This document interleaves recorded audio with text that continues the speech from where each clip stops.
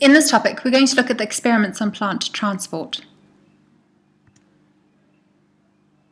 So we're going to look at 4 experiments. The first is to show that water is lost from a plant due to transpiration. The second is to show that water leaves through the stomata of a leaf. The third is to show the distribution of stomata on a leaf. And the fourth is using a potometer to measure the rate of transpiration. Okay, looking at the first experiment, we need to show that water is lost from a plant. So what you do is you place a plant in a bell jar and you leave it to photosynthesize in the sun. Now after a while, you should see little moisture droplets starting to form on the glass. How do you test to see that this liquid is water?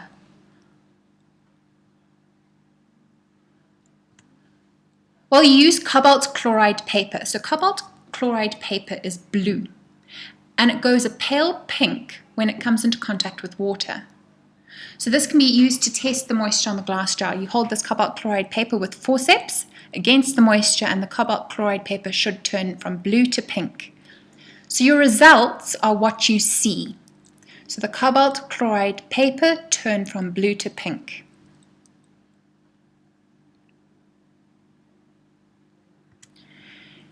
The conclusion is the cobalt chloride paper turned from blue to pink, showing that the water is liquid that's found on the bell jar, and this means that water is lost when plants transpire.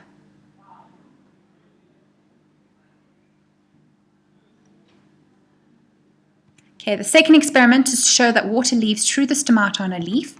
And what you do is you place cobalt chloride paper on a leaf. So you place it on the bottom and the top of the leaf, and then you can stick these on with clear tape, or you use glass slides like in this diagram. So you put 2 glass slides and you use elastic bands to tape them together.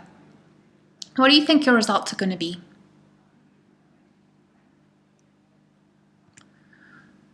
Well, where there are stomata, which is at the bottom of the leaf, the cobalt chloride paper should turn from blue to pink.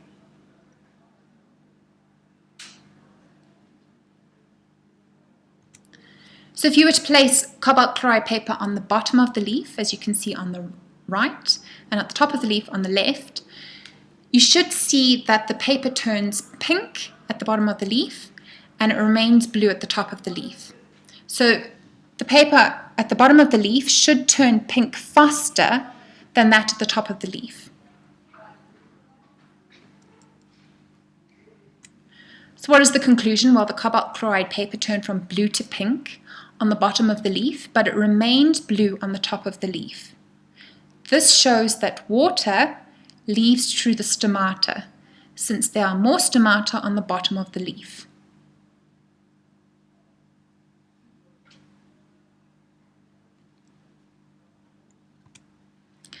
The next experiment is to show the distribution of stomata on leaves.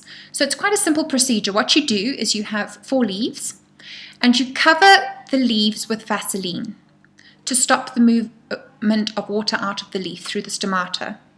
Then you see which leaves dry out the most. So you set up the experiment like this. You've got leaf A that's got no Vaseline on it. Leaf B has got Vaseline on both sides of the leaf. Leaf C has got Vaseline on the upper surface only. And leaf D has got Vaseline on the lower surface only. Now this experiment is a qualitative comparison. So this is where you are observing the changes. What do you think you're going to see?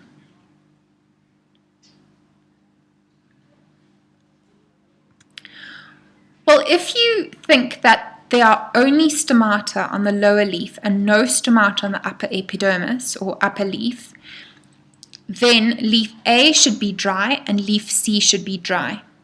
Leaf B, there'll be no change, and leaf D, there'll be no change. But we know that there are a few stomata at the top of a leaf. So what will your results be? Well, leaf A is going to be the driest because the water would have left through the stomata at the bottom of the leaf. Okay, so your results are just what you see. Leaf A is the driest, leaf B is the least dry, so there's no change. Leaf C is dry, and leaf D is drier than B?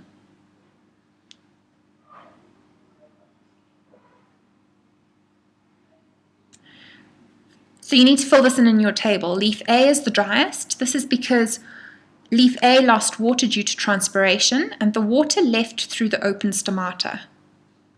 Leaf B, there should be no change, or it's the least dry. This is because the leaf did lose the least water. This is because the stomata were blocked. Leaf C is dry, but it's not as dry as A. So the leaf lost water, showing that there are more stomata on the bottom of the leaf. And then leaf D is drier than B, but not as dry as C and A. This is because the stomata on the bottom of the leaf were blocked. So transpiration didn't take place.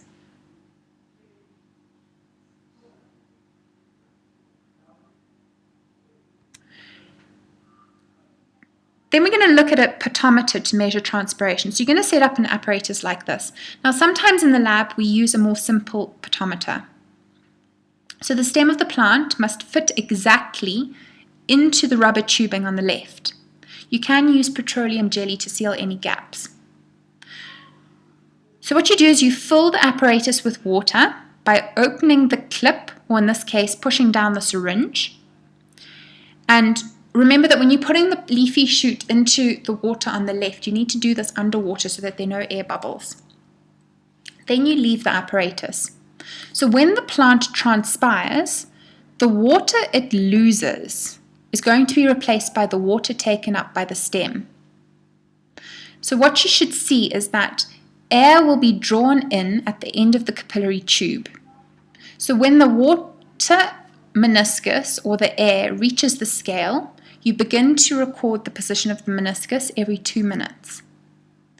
Remember to repeat this experiment at least 3 times and average the result to get more reliable results. Then you can test the different conditions to see how light intensity and wind affect the rate of transpiration, as well as humidity. So we've discussed those different conditions in another video. And then for your results, you'll draw a graph.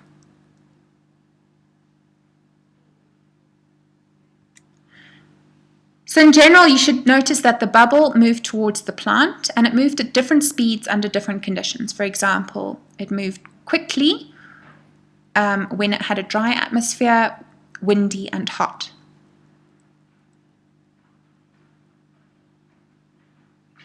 So the conclusion is the bubble moved towards the plant, showing that transpiration is taking place, and different conditions affect the rate of transpiration.